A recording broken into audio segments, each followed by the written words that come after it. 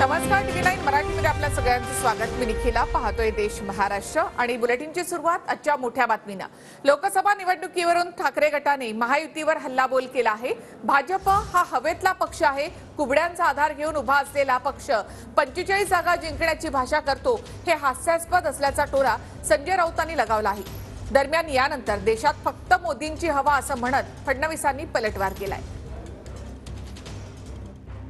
Bhajpa mission 145 पण करू शकता. भारतीय जनता पक्षाचं तुम्ही सांगू नका मला. ते देशामध्ये 1000 जागा जिंकतील लोकसभेच्या आणि महाराष्ट्रामध्ये 148 जिंकतील. भारतीय जनता पक्ष हा हवेतला पक्ष आहे, तो जमिनीवरचा पक्ष नाहीये.